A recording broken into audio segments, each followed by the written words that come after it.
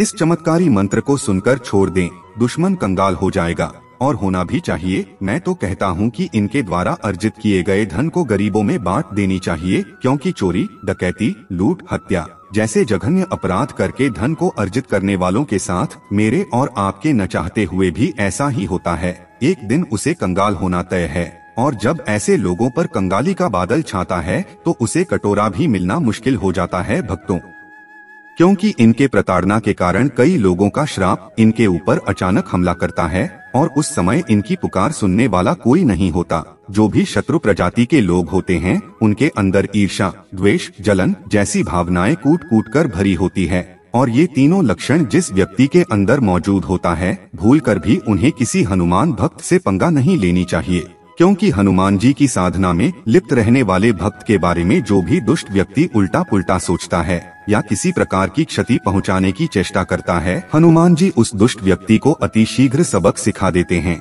और ये बात बिल्कुल सत्य है, क्योंकि हनुमान जी को इस कली युग में जागृत देवता के नाम से जाना जाता है। भक्तों, अगर आपका दुश्मन बिना कसूर आपको सताते रहता है, आपकी कोई गलती नहीं रहने के बावजूद भी आपको बार बार परेशान करते रहता है, तो आप भी हनुमान जी की भक्ति करके देख ले भक्तों, आपका शत्रु आपके तरफ नजर उठाकर भी नहीं देख पाएगा।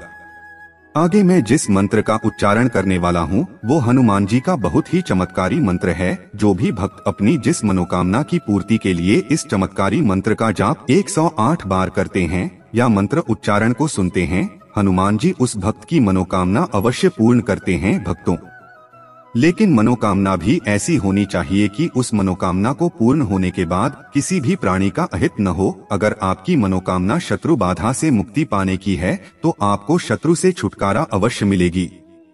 कुछ लोगों का मानना है कि पूजा पाठ, मंत्र जाप से कुछ भी प्राप्त नहीं होता, तो मैं वैसे व्यक्तियों को इस छोटी सी कथा के माध्यम से बताना चाहता हूँ कि व्यक्ति को जो भी काम करना चाहिए पूरी लगन के साथ करनी चाहिए। पूजा करें या कोई मेहनत, नियम और लगन होना बहुत जरूरी है भक्तों, तभी आप सफल हो सकते हैं, वरना अधूरे कामों में कभी सफलता नहीं मिलती। लगन हर मुश्किल को भी आसान बना देती है। आस्था में वो ताकत है जो पत्थर को भी भगवान बना देती है। इस कथा को ध्यान पूर्वक सुने भक्तों। एक गांव में एक जिद्दी जाट और बनिया बहुत अच्छे मित्र थे। बनिया बहुत पूजा पाठ करता था और जाट को तो पूजा पाठ का पता ही नहीं था कि क्या होती है पूजा पाठ। उस जाट के रोम रोम में मूर्खता भरी पड़ी थी। बनिया हर रोज मंदिर में पूजा करने जाता था, चाहे दुनिया इधर से उधर हो जाए, पर बनिया मंदिर में पूजा करने जरूर जाता था। एक दिन जाट और बनिए की बहस हो गई कि कोई भगवान नहीं होता। बहस इतनी बढ़ गई कि जाट जिद पर आ गया और बोला कि कहाँ है तुम्हारा भगवान, मुझे भगवान को देखना है। जाट ने बनिए को बोला, मैं हर रोज तेरे साथ मंदिर में जाऊंगा और तेरे भगवान को चोट पहुंचाकर आऊंगा, फिर देखता हूँ तेरा भगवान मेरा क्या बिगाड़ता है। बनिए को एक बार तो ये बात बड़ी अटपटी सी लगी, लेकिन कुछ देर बाद बनिया बोला, चल तेरी जिद है, तुझे जो करना है कर। अब बनिया और जाट हर रोज मंदिर जाने लगे। बनिया पूजा करता था और जाट मंदिर में हर रोज भगवान को चोट मारकर क्रोधित करने का कार्य करता था। ऐसे करते बहुत समय बीत गए। हर रोज का यही सब चलता रहा। बनिया पूजा करता रहा और जाट भगवान को चोट पहुंचाता रहा। एक दिन अचानक इतनी बारिश आ गई कि घर से निकलना ही मुश्किल हो गया। जिस मंदिर में रोज जाट और बनिया जाया करते थे वो मंदिर उस गांव में नदी के उस पार था। अब जाट की जिद थी कि मंदिर तो जाना ही जाना है। जाट और बनिए चल पड़े। बनिया थाली में पूजा का सामान रखा और जाट को तो सिर्फ भगवान को चोट मारकर क्रोधित करना था। आगे जाकर देखा तो नदी बहुत उफान पर थी, क्योंकि मंदिर नदी के उस पार था। तो बनिया कहने लगा, मैं तो यहीं से भगवान को सब कुछ अर्पित कर देता हूँ, भगवान को तुझे जो करना है कर। लेकिन जाट की तो जीत थी। जाट कहने लगा, जब तक मैं मंदिर में जाकर तेरे भगवान को चोट नहीं पहुंचा दूं, तब तक मेरी पूजा सफल नहीं होगी। बनिया बोला, तेरी मर्जी, मैं तो नदी के इधर ही खड़े होकर भगवान को सब कुछ अर्पित कर दिया है। अब जाट जिद में आकर मंदिर तक पहुंचने के लिए नदी में उतर गया और कहने लगा, चाहे मैं मर क्यों न जाऊं, पर मुझे तो तेरे भगवान को चोट पहुंचानी ही है। इतना बोलकर जाट नदी में उतर गया और नदी इतनी उफान पर थी कि उसका पानी सिर के ऊपर आ गया। बनिया ने बहुत आवाज लगाई कि तू पीछे मुड़ जा, नहीं तो तू मर जाएगा। जाट कहने लगा कि मुझे मरना मंजूर है पर मैं पीछे नहीं हटूंगा। जाट अपने जिद के आगे पानी में डूबने ही वाला था। भगवान भी जाट की परीक्षा ले रहे थे। जब भगवान ने देखा कि ये जिद्दी जाट पीछे नहीं हटेगा, तब जाकर भगवान प्रकट हुए और कहने लगे, अरे मूर्ख रुक जा, मैं तो तेरी परीक्षा ले रहा था कि तू कितना नियम और लगन का पक्का है। तुझे अपनी जान की भी परवाह नहीं है। मेरा सच्चा भक्त तो तू ही है। बनिया तो दिखावे के लिए पूजा करता था, क्योंकि तूने अपने मरने की परवाह न करके मुझे चोट पहुंचाने के लिए तू अपने नियम पर अड़िग रहा और तेरे दोस्त बनिए को अपनी जान प्यारी थी। भगवान बोले, हे सेवक, मैं उसी को दर्शन देता हूँ जो मेरे दर्शन करने के लिए नियम पर चलता है, और उन लोगों से दूर रहता हूँ जो मेरी पूजा के बहाने सिर्फ दिखावा करते हैं। मुझे किसी के फल, फूल और मेवे नहीं चाहिए। जो मुझे सच्ची श्रद्धा के साथ साथ पूरी लगन से मेरा स्मरण करता है, मैं उसका हूँ। तुमने जो ठान लिया उसे पूरी लगन के साथ अपनी जान जोखिम में डालकर अपने कर्तव्यों पर अडिग रहे। जाट प्रभु की यह सारी लीला देखकर मान गया कि भगवान हैं, और उस दिन के बाद जाट भगवान की भक्ति करने लगा। उसी प्रकार आप में प्रभु की भक्ति करने की श्रद्धा और लगन होनी चाहिए। आपकी मनोकामना अवश्य पूर्ण होगी। भक्तों, आस्था में वो ताकत है जो पत्थर को भी भगवान बना देती है। अगर कोई व्यक्ति सच्ची श्रद्धा से प्रभु का स्मरण कहीं भी किसी भी हालत में करते हैं तो प्रभु की कृपा अवश्य प्राप्त होती है। अब मैं उस चमत्कारी मंत्र का उच्चारण 108 बार करने जा रहा हूँ, जिसे कोई भी व्यक्ति सच्ची श्रद्धा और लगन के साथ श्रवण करें तो शत्रु बाधा से मुक्ति मिलने के साथ साथ सभी मनोकामनाओं की पूर्ति हो सकती है। मंत्र उच्चारण सुनते समय शत्रु बाधा से मुक्ति एवं सभी मनोकामनाएं पूर्ण होने की विनती प्रभु श्री राम और हनुमान जी से करते हुए सच्ची श्रद्धा और पूरी लगन के साथ मंत्र संख्या के अनुसार मंत्र उच्चारण को पूरा 108 बार सुने। आपकी मनोकामना हनुमान जी अवश्य पूर्ण करेंगे। भक्तों, ओम नमो भगवते हनुमदाख्याय रुद्राय सर्वदुष्टजनमुखस्तम्भनं कुरु कुरु स्वाहा। ओम ह्रां ह्रीं ह्रं ठन् ठन् ठन् फट् स्वाहा। ओम नमो भगवते हनुमदाख्याय रुद्राय सर्वदुष्टजनमुखस्तम्भनं कुरु कुरु स्वाहा। ओम ह्रां ह्रीं ह्रं ठन् ठन् ठन् फट् स्वाहा। ओम नमो भगवते हनुमदाख्याय रुद्राय सर्वदुष्टजनमुखस्तम्भनं कुरु कुरु स्वाहा। ओम ह्रां ह्रीं ह्रं ठन् ठन् ठन् फट् स्वाहा। ओम नमो भगवते हनुमदाख्याय रुद्राय सर्वदुष्टजनमुखस्तम्भनं कुरु कुरु स्वाहा। ओम ह्रां ह्रीं ह्रं ठन् ठन् ठन् फट् स्वाहा। ओम नमो भगवते हनुमदाख्याय रुद्राय सर्वदुष्टजनमुखस्तम्भनं कुरु कुरु स्वाहा। ओम ह्रां ह्रीं ह्रं ठन् ठन् ठन् फट् स्वाहा। ओम नमो भगवते हनुमदाख्याय रुद्राय सर्वदुष्टजनमुखस्तम्भनं कुरु कुरु स्वाहा। ओम ह्रां ह्रीं ह्रं ठन् ठन् ठन् फट् स्वाहा। ओम नमो भगवते हनुमदाख्याय रुद्राय सर्वदुष्टजनमुखस्तम्भनं कुरु कुरु स्वाहा। ओम ह्रां ह्रीं ह्रं ठन् ठन् ठन् फट् स्वाहा। ओम नमो भगवते हनुमदाख्याय रुद्राय सर्वदुष्टजनमुखस्तम्भनं कुरु कुरु स्वाहा। ओम ह्रां ह्रीं रं ठन् ठन् ठन् फट् स्वाहा। ॐ नमो भगवते हनुमदाख्याय रुद्राय सर्वदुष्टजनमुखस्तम्भनं कुरु कुरु स्वाहा। ॐ ह्रां ह्रीं रं ठन् ठन् ठन् फट् स्वाहा।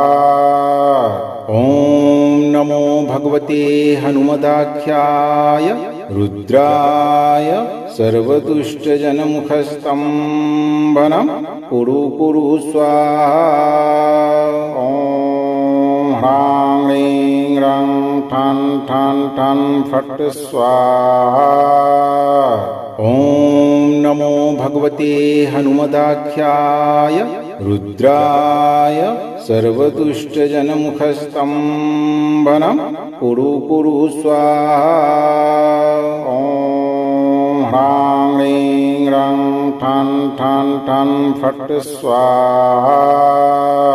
ॐ नमो भगवते हनुमदाख्याय रुद्राय सर्वदुष्टजनमुखस्तम्भनं कुरु कुरु स्वाहा।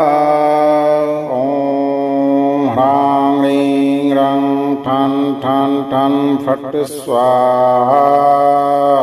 ॐ नमो भगवते हनुमदाख्याय रुद्राय सर्वदुष्टजनमुखस्तम्भनं कुरु कुरु स्वाहा।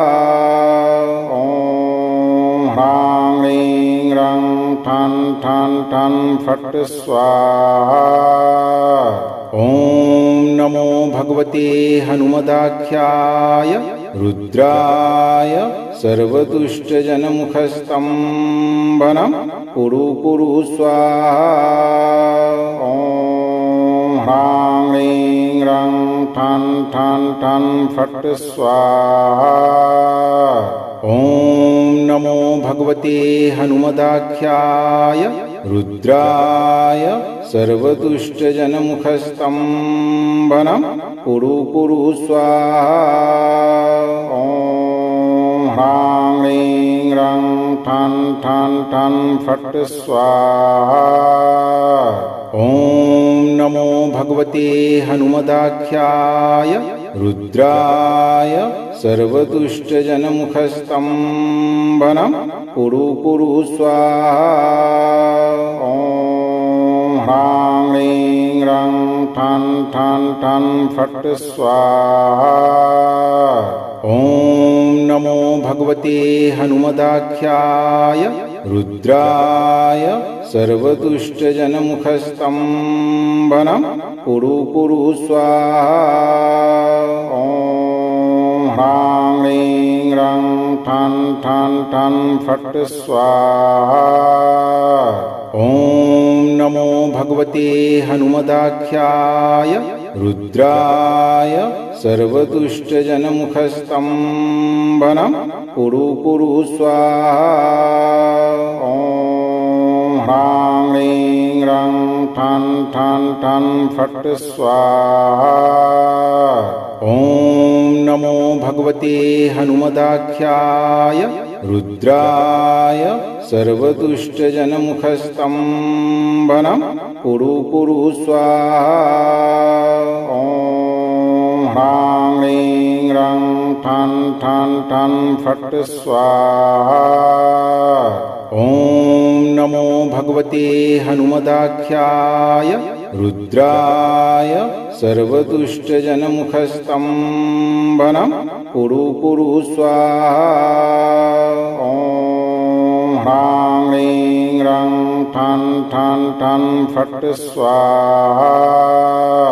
ॐ नमो भगवते हनुमदाख्याय रुद्राय सर्वदुष्टजनमुखस्तम्भनं कुरु कुरु स्वाहा। ॐ ह्रां ह्रीं रं ठन् ठन् ठन् फट् स्वाहा। ॐ नमो भगवते हनुमदाख्याय रुद्राय सर्वदुष्टजनमुखस्तम्भनं कुरु कुरु स्वाहा। ॐ ठन् ठन् फट् स्वाहा। ॐ नमो भगवते हनुमदाख्याय रुद्राय सर्वदुष्टजनमुखस्तम्भनं कुरु कुरु स्वाहा। ॐ ह्रां ह्रीं रं ठन् ठन् ठन् फट् स्वाहा। ॐ नमो भगवते हनुमदाख्याय रुद्राय सर्वदुष्टजनमुखस्तम्भनं कुरु कुरु स्वाहा। ॐ ह्रां ह्रीं रं ठन् ठन् ठन् फट् स्वाहा। ॐ नमो भगवते हनुमदाख्याय रुद्राय सर्वदुष्टजनमुखस्तम्भनं कुरु कुरु स्वाहा।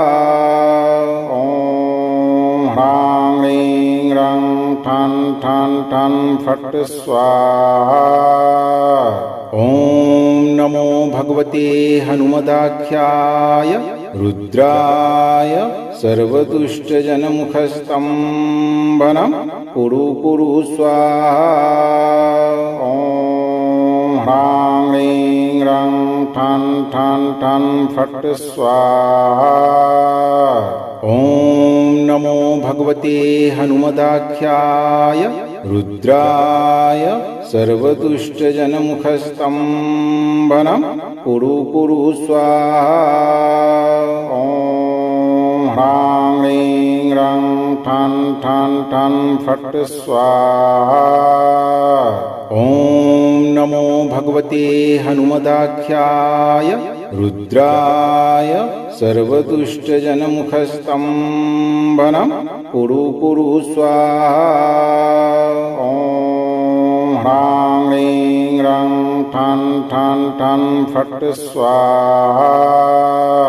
ॐ नमो भगवते हनुमदाख्याय रुद्राय सर्वदुष्टजनमुखस्तम्भनं कुरु कुरु स्वाहा। ॐ ह्रां ह्रीं रं ठन् ठन् ठन् फट् स्वाहा। ॐ नमो भगवते हनुमदाख्याय रुद्राय सर्वदुष्टजनमुखस्तम्भनं कुरु कुरु स्वाहा। ॐ ह्रां ह्रीं रं ठन् ठन् ठन् फट् स्वाहा। ॐ नमो भगवते हनुमदाख्याय रुद्राय सर्वदुष्टजनमुखस्तम्भनं कुरु कुरु स्वाहा। ॐ ह्रां ह्रीं रं ठन् ठन् ठन् फट् स्वाहा। ॐ नमो भगवते हनुमदाख्याय रुद्राय सर्वदुष्टजनमुखस्तम्भनं कुरु कुरु स्वाहा। ॐ ह्रां ह्रीं रं ठन् ठन् ठन् फट् स्वाहा। ॐ नमो भगवते हनुमदाख्याय रुद्राय सर्वदुष्टजनमुखस्तम्भनं कुरु कुरु स्वाहा। ॐ ह्रां ह्रीं रं ठन् ठन् ठन् फट् स्वाहा। ॐ नमो भगवते हनुमदाख्याय रुद्राय सर्वदुष्टजनमुखस्तम्भनं कुरु कुरु स्वाहा। ॐ ह्रां ह्रीं रं ठन् ठन् ठन् फट् स्वाहा। ॐ नमो भगवते हनुमदाख्याय रुद्राय सर्वदुष्टजनमुखस्तम्भनं कुरु कुरु स्वाहा। ॐ ह्रां ह्रीं रं ठन् ठन् ठन् फट् स्वाहा। ॐ नमो भगवते हनुमदाख्याय रुद्राय सर्वदुष्टजनमुखस्तम्भनं कुरु कुरु स्वाहा। ॐ ह्रां ह्रीं रं ठन फट स्वाहा। ओम नमो भगवते हनुमदाख्याय रुद्राय सर्वदुष्टजनमुखस्तम्भनं कुरु कुरु स्वाहा। ओम ह्रां ह्रीं रं ठन ठन फट स्वाहा। ओम नमो भगवते हनुमदाख्याय रुद्राय सर्वदुष्टजनमुखस्तम्भनं कुरु कुरु स्वाहा। ओम ह्रां ह्रीं रं ठन ठन फट स्वाहा। ओम नमो भगवते हनुमदाख्याय रुद्राय सर्वदुष्टजनमुखस्तम्भनं कुरु कुरु स्वाहा। ओम ह्रां ह्रीं रं ठन ठन फट स्वाहा।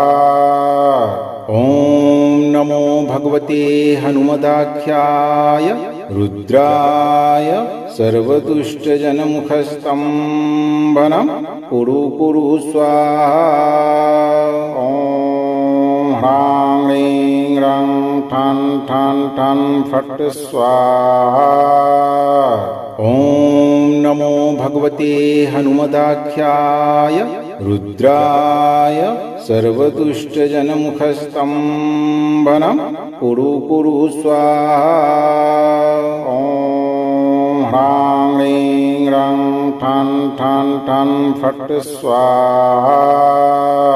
ओम नमो भगवते हनुमदाख्याय रुद्राय सर्वदुष्टजनमुखस्तम्भनं कुरु कुरु स्वाहा।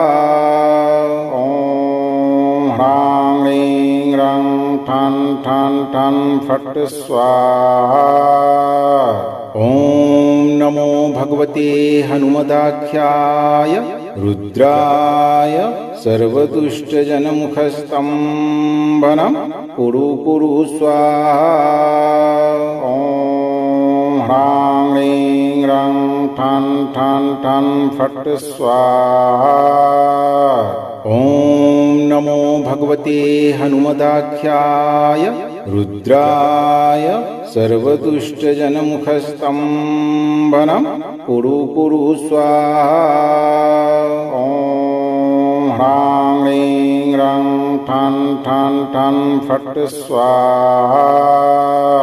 ओम नमो भगवते हनुमदाख्याय रुद्राय सर्वदुष्टजनमुखस्तम्भनं कुरु कुरु स्वाहा।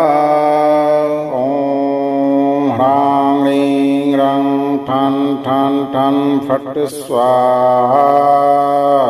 ओम नमो भगवते हनुमदाख्याय रुद्राय सर्वदुष्टजनमुखस्तम्भनं कुरु कुरु स्वाहा। ओम ह्रां ह्रीं रं ठन ठन फट स्वाहा। ओम नमो भगवते हनुमदाख्याय रुद्राय सर्वदुष्टजनमुखस्तम्भनं कुरु कुरु स्वाहा। ओम ह्रां ह्रीं रं ठन ठन फट स्वाहा। ओम नमो भगवते हनुमदाख्याय रुद्राय सर्वदुष्टजनमुखस्तम्भनं कुरु कुरु स्वाहा। ओम ह्रां ह्रीं रं ठन ठन फट स्वाहा। ओम नमो भगवते हनुमदाख्याय रुद्राय सर्वदुष्टजनमुखस्तम्भनं कुरु कुरु स्वाहा। ओम ह्रां ह्रीं रं ठन ठन फट स्वाहा। ओम नमो भगवते हनुमदाख्याय रुद्राय सर्वदुष्टजनमुखस्तम्भनं कुरु कुरु स्वाहा। ओम ह्रां ह्रीं रं ठन ठन ठन फट स्वाहा। ओम नमो भगवते हनुमदाख्याय रुद्राय सर्वदुष्टजनमुखस्तम्भनं कुरु कुरु स्वाहा। ओम ह्रां ह्रीं रं ठन ठन ठन फट स्वाहा। ओम नमो भगवते हनुमदाख्याय रुद्राय सर्वदुष्टजनमुखस्तम्भनं कुरु कुरु स्वाहा। ओम ह्रां ह्रीं रं ठन ठन ठन फट स्वाहा। ओम नमो भगवते हनुमदाख्याय रुद्राय सर्वदुष्टजनमुखस्तम्भनं कुरु कुरु स्वाहा। ओम ह्रां ह्रीं रं ठन ठन ठन फट स्वाहा। ओम नमो भगवते हनुमदाख्याय रुद्राय सर्वदुष्टजनमुखस्तम्भनं कुरु कुरु स्वाहा। ओम ह्रां ह्रीं रं ठन ठन ठन फट स्वाहा। ओम नमो भगवते हनुमदाख्याय रुद्राय सर्वदुष्टजनमुखस्तम्भनं कुरु कुरु स्वाहा। ओम ह्रां ह्रीं रं ठन ठन ठन फट स्वाहा। ओम नमो भगवते हनुमदाख्याय रुद्राय सर्वदुष्टजनमुखस्तम्भनं कुरु कुरु स्वाहा। ओम ह्रां ह्रीं रं ठन ठन ठन फट स्वाहा। ओम नमो भगवते हनुमदाख्याय रुद्राय सर्वदुष्टजनमुखस्तम्भनं कुरु कुरु स्वाहा। ओम ह्रां ह्रीं रं ठन ठन ठन फट स्वाहा। ओम नमो भगवते हनुमदाख्याय रुद्राय सर्वदुष्टजनमुखस्तम्भनं कुरु कुरु स्वाहा। ओम ह्रां ह्रीं रं ठन ठन ठन फट स्वाहा। ओम नमो भगवते हनुमदाख्याय रुद्राय सर्वदुष्टजनमुखस्तम्भनं कुरु कुरु स्वाहा। ओम ह्रां ह्रीं रं ठन ठन ठन फट स्वाहा। ओम नमो भगवते हनुमदाख्याय रुद्राय सर्वदुष्टजनमुखस्तम्भनं कुरु कुरु स्वाहा। ओम ह्रां ह्रीं रं ठन ठन ठन फट स्वाहा। ओम नमो भगवते हनुमदाख्याय रुद्राय सर्वदुष्टजनमुखस्तम्भनं कुरु कुरु स्वाहा। ओम ह्रां ह्रीं रं ठन ठन ठन फट स्वाहा। ओम नमो भगवते हनुमदाख्याय रुद्राय सर्वदुष्टजनमुखस्तम्भनं कुरु कुरु स्वाहा। ओम ह्रां ह्रीं रं ठन ठन ठन फट स्वाहा। ओम नमो भगवते हनुमदाख्याय रुद्राय सर्वदुष्टजनमुखस्तम्भनं कुरु कुरु स्वाहा। ओम ह्रां ह्रीं रं ठन ठन ठन फट स्वाहा। ओम नमो भगवते हनुमदाख्याय रुद्राय सर्वदुष्टजनमुखस्तम्भनं कुरु कुरु स्वाहा। ओम ह्रां ह्रीं रं ठं ठं ठं फट् स्वाहा। ॐ नमो भगवते हनुमदाख्याय रुद्राय सर्वदुष्टजनमुखस्तम्भनं कुरु कुरु स्वाहा। ॐ ह्रां ह्रीं रं ठं ठं ठं फट् स्वाहा। ॐ नमो भगवते हनुमदाख्याय रुद्राय सर्वदुष्टजनमुखस्तम्भनं कुरु कुरु स्वाहा। ॐ ह्रां ह्रीं रं ठं ठं ठं फट् स्वाहा। ॐ नमो भगवते हनुमदाख्याय रुद्राय सर्वदुष्टजनमुखस्तम्भनं कुरु कुरु स्वाहा। ॐ ह्रां ह्रीं रं ठं ठं ठं फट् स्वाहा।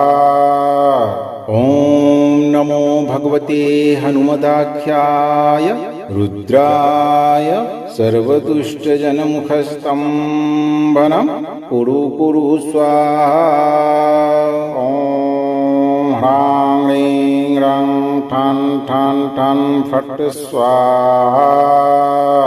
ॐ नमो भगवते हनुमदाख्याय रुद्राय सर्वदुष्टजनमुखस्तम्भनं कुरु कुरु स्वाहा। ॐ ह्रां ह्रीं रं ठं ठं ठं फट् स्वाहा। ॐ नमो भगवते हनुमदाख्याय रुद्राय सर्वदुष्टजनमुखस्तम्भनं कुरु कुरु स्वाहा। ॐ ह्रां ह्रीं रं ठं ठं ठं फट् स्वाहा। ॐ नमो भगवते हनुमदाख्याय रुद्राय सर्वदुष्टजनमुखस्तम्भनं कुरु कुरु स्वाहा। ॐ ह्रां ह्रीं रं ठं ठं ठं फट् स्वाहा। ॐ नमो भगवते हनुमदाख्याय रुद्राय सर्वदुष्टजनमुखस्तम्भनं कुरु कुरु स्वाहा। ॐ ह्रां ह्रीं रं ठं ठं ठं फट् स्वाहा। ॐ नमो भगवते हनुमदाख्याय रुद्राय सर्वदुष्टजनमुखस्तम्भनं कुरु कुरु स्वाहा। ॐ ह्रां ह्रीं रं ठं ठं ठं फट् स्वाहा। ॐ नमो भगवते हनुमदाख्याय रुद्राय सर्वदुष्टजनमुखस्तम्भनं कुरु कुरु स्वाहा। ॐ ह्रां ह्रीं रं ठं ठं ठं फट् स्वाहा। ॐ नमो भगवते हनुमदाख्याय रुद्राय सर्वदुष्टजनमुखस्तम्भनं कुरु कुरु स्वाहा। ॐ ह्रां ह्रीं रं ठं ठं ठं फट् स्वाहा। ॐ नमो भगवते हनुमदाख्याय रुद्राय सर्वदुष्टजनमुखस्तम्भनं कुरु कुरु स्वाहा। ॐ ह्रां ह्रीं रं ठं ठं ठं फट् स्वाहा। ॐ नमो भगवते हनुमदाख्याय रुद्राय सर्वदुष्टजनमुखस्तम्भनं कुरु कुरु स्वाहा। ॐ ह्रां ह्रीं रं ठं ठं ठं फट् स्वाहा। ॐ नमो भगवते हनुमदाख्याय रुद्राय सर्वदुष्टजनमुखस्तम्भनं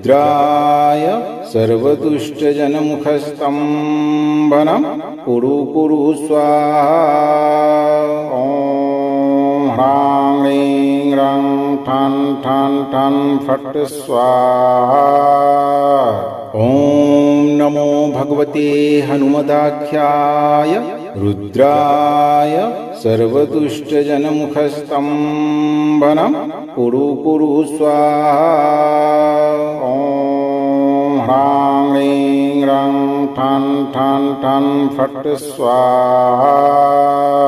ॐ नमो भगवते हनुमदाख्याय रुद्राय रुद्राय सर्वदुष्टजनमुखस्तम्भनं कुरु कुरु स्वाहा। ॐ ह्रां ह्रीं रं ठन् ठन् ठन् फट् स्वाहा। ॐ नमो भगवते हनुमदाख्याय रुद्राय सर्वदुष्टजनमुखस्तम्भनं कुरु कुरु स्वाहा। ॐ ह्रां ह्रीं रं ठन् ठन् ठन् फट् स्वाहा। ॐ नमो भगवते हनुमदाख्याय रुद्राय सर्वदुष्टजनमुखस्तम्भनं कुरु कुरु स्वाहा। ॐ ह्रां ह्रीं रं ठन् ठन् ठन् फट् स्वाहा। ॐ नमो भगवते हनुमदाख्याय रुद्राय सर्वदुष्टजनमुखस्तम्भनं कुरु कुरु स्वाहा। ॐ ह्रां ह्रीं रं ठन् ठन् ठन् फट् स्वाहा।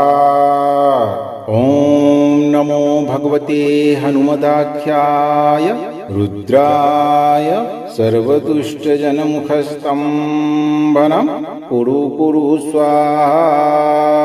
ॐ ह्रां ह्रीं रं ठन् ठन् ठन् फट् स्वाहा। ॐ नमो भगवते हनुमदाख्याय रुद्राय सर्वदुष्टजनमुखस्तम्भनं कुरु कुरु स्वाहा। ॐ ह्रां ह्रीं रं ठन् ठन् ठन् फट् स्वाहा। ॐ नमो भगवते हनुमदाख्याय रुद्राय सर्वदुष्टजनमुखस्तम्भनं कुरु कुरु स्वाहा। ॐ ह्रां ह्रीं रं ठन् ठन् ठन् फट् स्वाहा। ॐ नमो भगवते हनुमदाख्याय रुद्राय सर्वदुष्टजनमुखस्तम्भनं कुरु कुरु स्वाहा। ॐ ह्रां ह्रीं रं ठन् ठन् ठन् फट् स्वाहा। ॐ नमो भगवते हनुमदाख्याय रुद्राय सर्वदुष्टजनमुखस्तम्भनं कुरु कुरु स्वाहा। ॐ ह्रां ह्रीं रं ठन् ठन् ठन् फट् स्वाहा। ॐ नमो भगवते हनुमदाख्याय रुद्राय सर्वदुष्टजनमुखस्तम्भनं कुरु कुरु स्वाहा। ॐ ह्रां ह्रीं रं ठन् ठन् ठन् फट् स्वाहा। ॐ नमो भगवते हनुमदाख्याय रुद्राय सर्वदुष्टजनमुखस्तम्भनं कुरु कुरु स्वाहा। ॐ ह्रां ह्रीं रं ठन् ठन् ठन् फट् स्वाहा। ॐ नमो भगवते हनुमदाख्याय रुद्राय सर्वदुष्टजनमुखस्तम्भनं कुरु कुरु स्वाहा। ॐ ह्रां ह्रीं रं ठन् ठन् ठन् फट् स्वाहा। ॐ नमो भगवते हनुमदाख्याय रुद्राय सर्वदुष्टजनमुखस्तम्भनं कुरु कुरु स्वाहा। ॐ ह्रां ह्रीं रं ठन् ठन् ठन् फट् स्वाहा।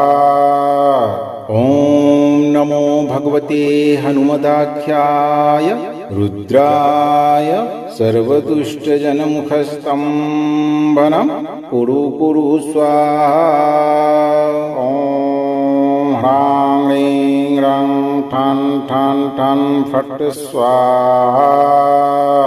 ॐ नमो भगवते हनुमदाख्याय रुद्राय सर्वदुष्टजनमुखस्तम्भनं कुरु कुरु स्वाहा। ॐ ह्रां ह्रीं ह्रं ठन् ठन् ठन् फट् स्वाहा। ॐ नमो भगवते हनुमदाख्याय रुद्राय सर्वदुष्टजनमुखस्तम्भनं कुरु कुरु स्वाहा। ॐ ह्रां ह्रीं ह्रं ठन् ठन् ठन् फट् स्वाहा।